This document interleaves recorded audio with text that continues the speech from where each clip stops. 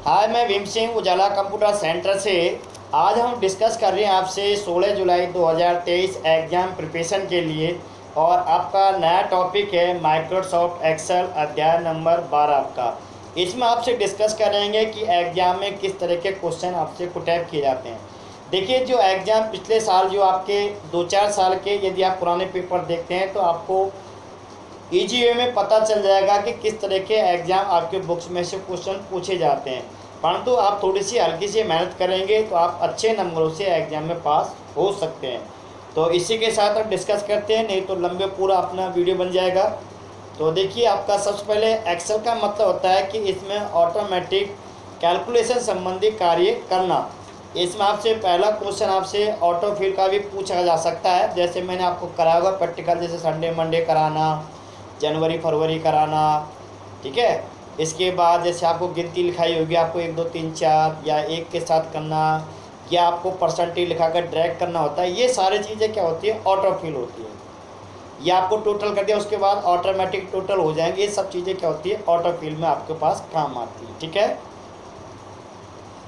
Question आपके जो मैंने माइक्रोसॉफ्ट वर्ड में जो कराए थे, जो शॉर्टकट कमांड थी, जो कुछ बताया था आपको, वो सारा लागू आपका एक्सेल और पावर पॉइंट में भी लागू रहेगा, सेम डिटो। ठीक है, इसमें मैं एक्सेल में वही चीज़ डिस्कस करूँगा जो एक्सेल की होगी, बाकी चीज़ें मैं आपसे कोई डिस्कस नहीं करूँगा। देखिए, इसमें एक अपने पास एग्जाम में आपसे पूछा जा सकता है शिफ्ट प्लस F1, ये क्या आपका मिनिमाइज द रिबन की कमांड है। ये आप पेज नंबर 187 पर आप देख सकते हैं। इसके अलावा आपसे पूछ सकते हैं ड्रॉ कॉलम का बाय डिफ़ॉल्ट साइज़ क्या होता है। देखिए, कॉलम का जो बाय डिफ़ॉल्ट साइज़ होता है जो 8.43 होता है, मतलब 8.43 आपका कॉलम का साइज़ होता है। और रो का 15 होता है विड्थ, जो आपकी रो की जो रो की जो इस तरह की जो विड्थ होती है 15 आपके पास इसमें दिखाई देगी आपको। ठीक है, इसके बाद एक चीज़ और आ रही है कि एक सीट में, देखिए बाय डिफ़ॉल्ट सीट 3 होती हैं किसी भी फाइल के अंदर।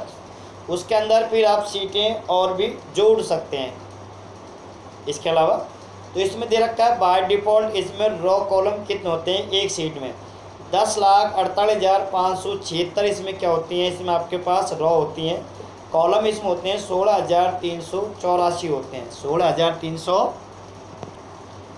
और इसमें यदि वैसे देखा जाए तो आपके जो टोटल कॉलम्स हैं वो XFDB होते हैं। आपसे एग्जाम में पूछे जा सकते हैं कि एक सीट में कितने रो कॉलम होते हैं, तो आप ये चीज़ें आप बता सकते हैं इसमें। ठीक है, इसके बाद हमने सेव और सेवेज के बारे में डिस्कस कर लिया था। इसमें एक क्वेश्चन एक्सटेंशन का भी पूछा जाता है कि एक्सटेंशन की एक्सेल का एक्सटेंशन क्या है। जैसे इसका है XLSX है, जैसे DOCX आपका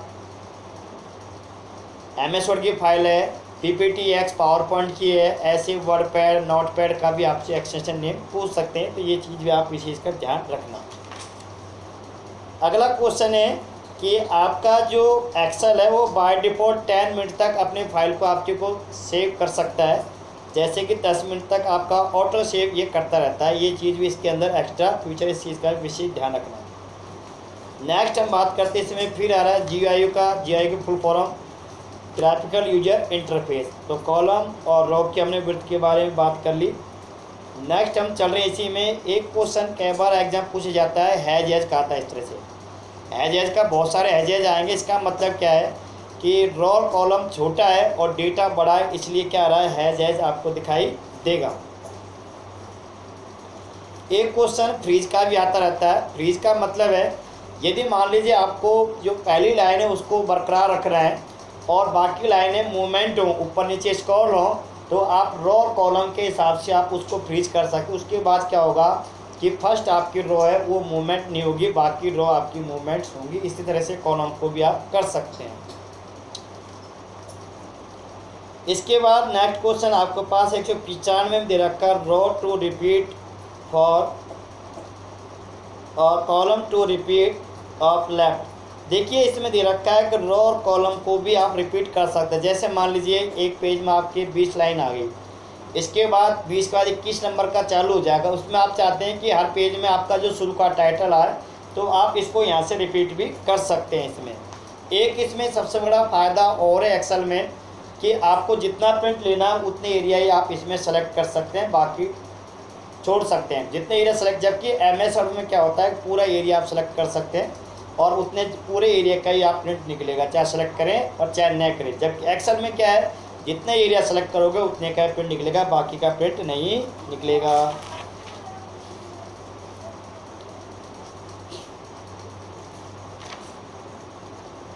इसके बाद देखिए फिल्टर की कमांड याद कर लीजिए। फिल्टर की है Ctrl+Shift+L, इसकी फिल्टर की कमांड है।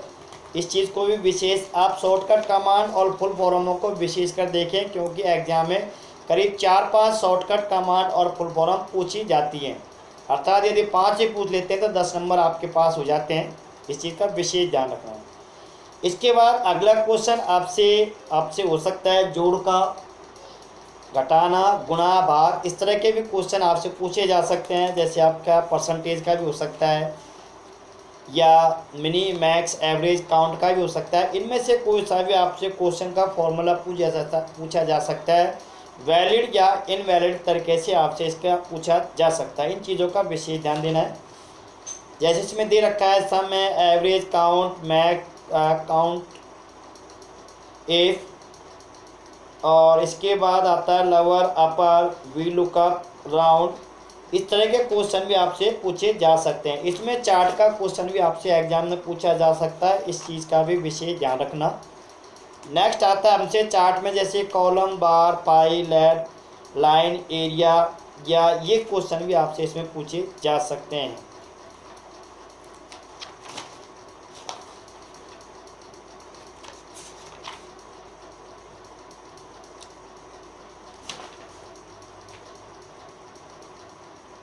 इसके बाद देखिए नेक्स्ट हम इसमें डिस्कस कर रहे हैं कुछ आपके जो प्रैक्टिकल सेशन होता है, जो आपने प्रैक्टिकल किया उसमें से भी आपसे क्वेश्चन पूछे जा सकते हैं। जैसे गोल चिक है, किसी वैल्यू का पूर्व अनुमान निकालना, तो आप गोल चिक के द्वारा निकाल सकते हैं। ये क्वेश्चन भी आपसे एक्सेल। इसके बाद देखिए कुछ हम इसमें क्वेश्चनों के बारे में डिस्कस कर लेते हैं। जैसे दे रखा है एक्सेल वर्कशीट निम्न में से किन के संयोजन से बनती है। वर्कशीट और चार्ट के संयोजन से बनती है। इसके बाद नेक्स्ट आता हमारे पास एक क्वेश्चन और है, माइक्रोसॉफ्ट एक्सेल 2010 में चयनित सेल से एक चार्ट बनाने के लिए क्या कीबोर्ड शॉर्टकट बटन दबाया जा सकता है। तो इसमें दे रखा है डी का मतलब है F11 से कर सकते हैं। अगला नेक्स्ट देखिए एक्सेल 2003 का एक्सटेंशन 2007 और 2010 फाइल है, कौन सी है। तो इसमें आपका है छठे में C XLX और XLSX। देखिए इसमें 2003 का एक्सटेंशन नेम चेंज है XLS, बाकी 2007 और 10 का एक्सटेंशन नेम सेम है दोनों का, ठीक है। इस चीज़ का विशेष ध्यान रखना। इसके बाद अगला आता है पेज स्पेशल कमांड आपको कॉपी और पेस्ट की सुविधा देती है।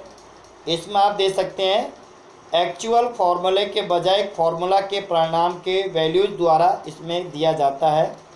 और अगला हम लेते हैं नवा क्वेश्चन है चार्ट का, माइक्रोसॉफ्ट एक्सेल 2010 का उपयोग कर कौन से चार्ट के प्रकार बनाए जा सकते हैं। तो देखिए इसमें दे रखे हमारे पास कि बार चार्ट, लाइन, ग्राफ और पाई चार्ट आप इसमें एक्सेल में बना सकते हैं। और 10वां क्वेश्चन है एक सूत्र बनाने के लिए आप किसका उपयोग कर सकते हैं।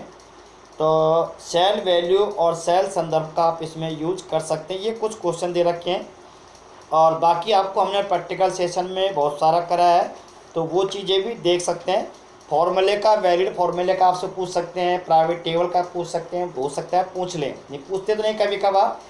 और जो आपको बताएं फॉर्मूले, रो कॉलम की हाइट, विड्थ, कितने कॉलम कितनी रो हैं, ये सारे क्वेश्चन आपसे एग्जाम में पूछे जाते हैं हर साल इस तरह के। तो ये था आपका लेसन नंबर, आपका अध्याय नंबर 12, जिसमें हमने एक्सेल संबंधी आपसे क्वेश्चनों पर डिस्कस किए। अगला हम आपसे डिस्कस करेंगे अगले वीडियो में। तो आज के लिए इतना ही काफ़ी है।